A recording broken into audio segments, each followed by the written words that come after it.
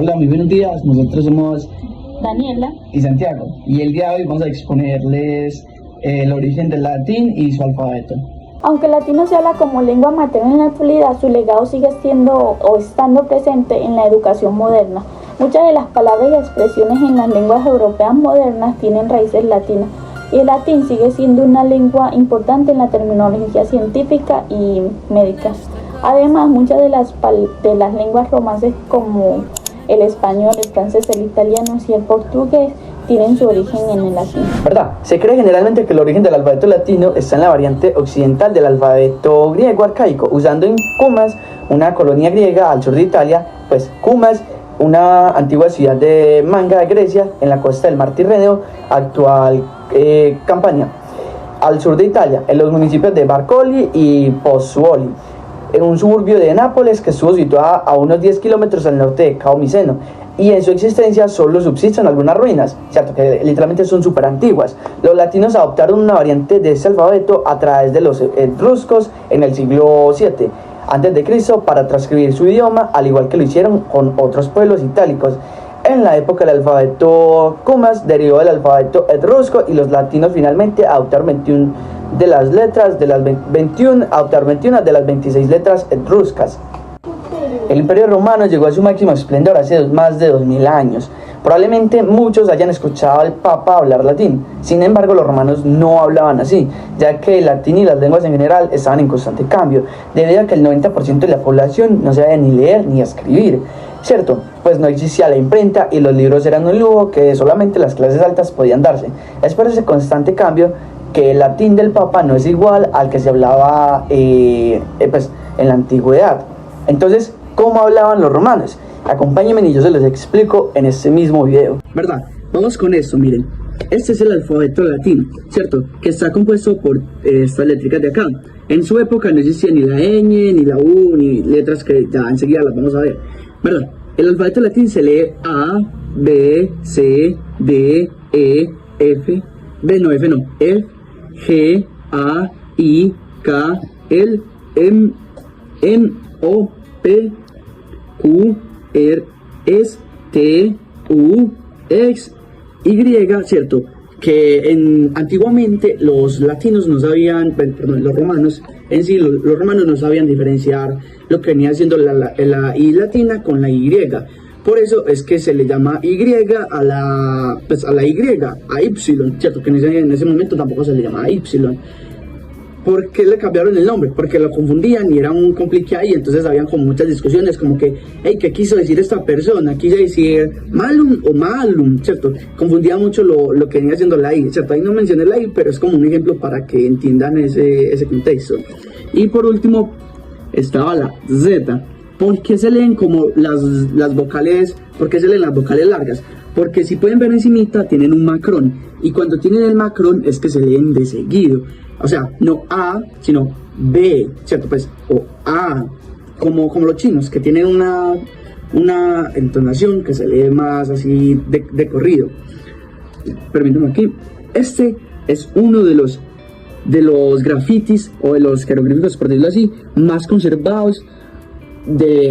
Existen miles de grafitis, por aproximadamente unos 11.000 grafitis de la ciudad más conservada hasta la actualidad del Imperio Romano, que es la ciudad de Pompeya, y este es uno de los grafitis. Y aquí podemos ver su escritura y cómo ellos, por decirlo así, escribían. Estas son unas letras que ellos escribían y pues se pronuncian así. Yo lo que les voy a enseñar es la eclesiástica de ellos, ¿cierto? Las vocales, ¿verdad? No es el mouse, espera que el mouse me molesta. Las vocales son estas. Cuando tienen esta cosita de aquí es que se lee breve y tienen solo un tono, A, E, I, O, U, como nuestro alfabeto, como nuestras vocales en el castellano. Pero cuando tienen un macrón, suenan más largas, A, E, I, O y U. Arator, eventus, insile, odorus, tutus, ¿cierto? Luego estamos con las consonantes, sí. Los diptongos. Vamos con los diptongos primero. Los diptongos son AE, CE, AU, y se leen son así. Se leen y AU. Celus, pena y arum. ¿cierto? El resto de uniones, como dice aquí diptongos, no son diptongos. Y cuando aparece una diéresis, o sea, los dos punticos encima de una vocal, se lee por separado. Por ejemplo, tenemos la palabra bronce, que se lee aer, ¿cierto? Aer, que es bronce. Luego vamos por aquí con las consonantes. Estas consonantes que están en rojos tienen unas particularidades, porque son del latín, ¿verdad? Y el resto vocal de consonantes, perdón, se lee normal. Bonus, deus, fides, quire, lis, magnus, natalis, pater, res, sed y tatactus.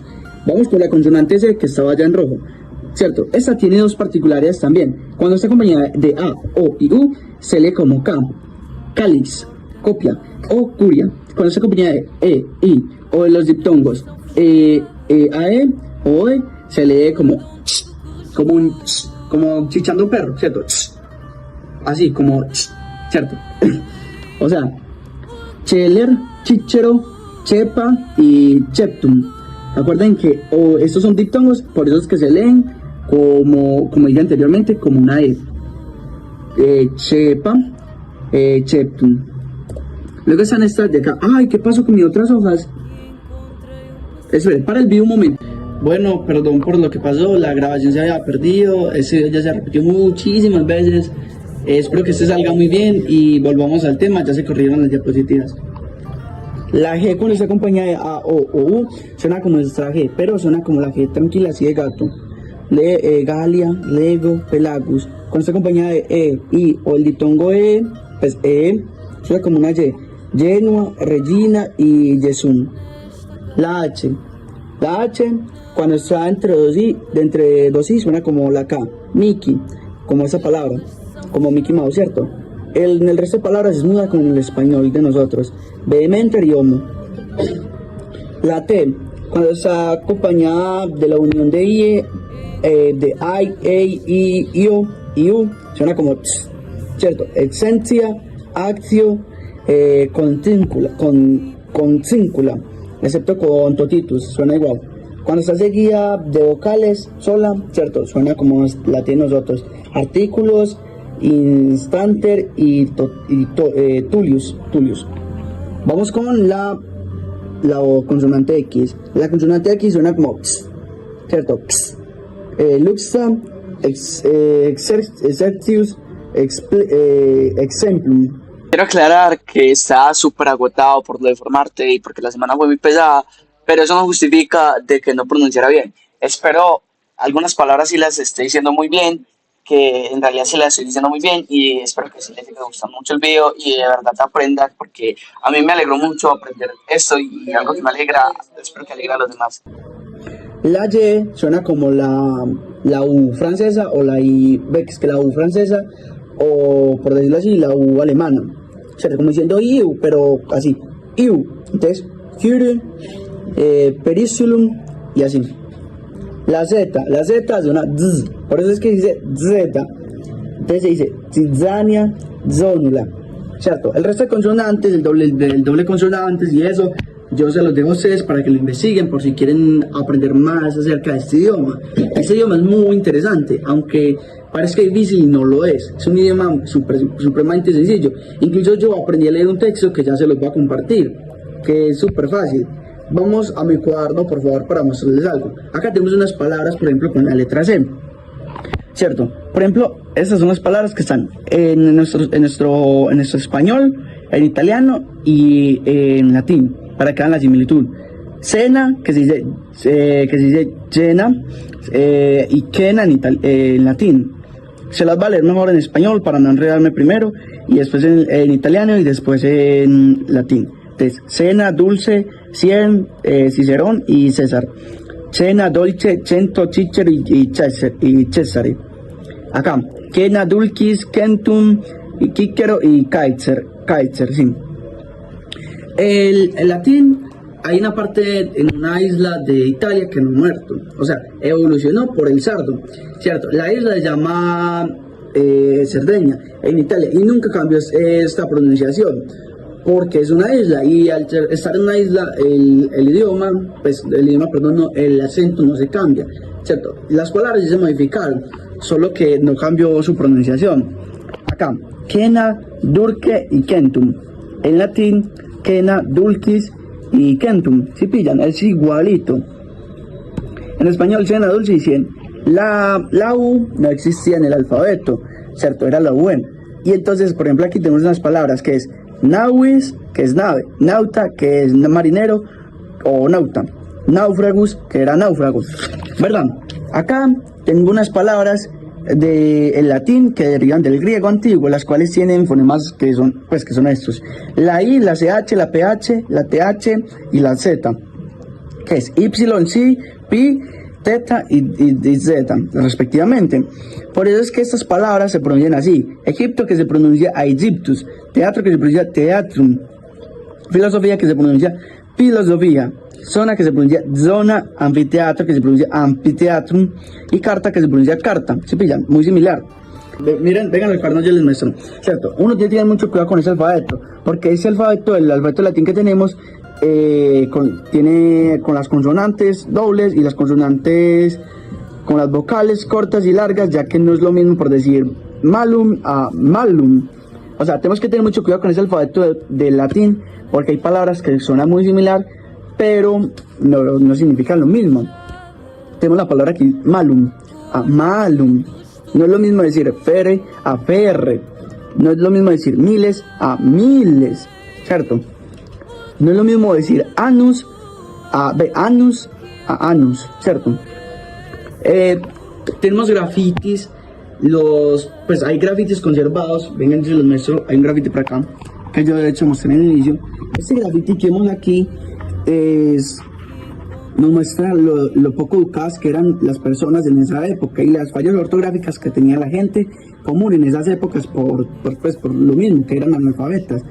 En Pompeya, la ciudad romana mejor conservada hasta la actualidad, hasta estas fechas, se han encontrado más de 11.000 grafitis, ¿cierto? Y uno de esos grafitis, yo vi un texto que es del siglo I antes de Cristo y yo se los quiero compartir.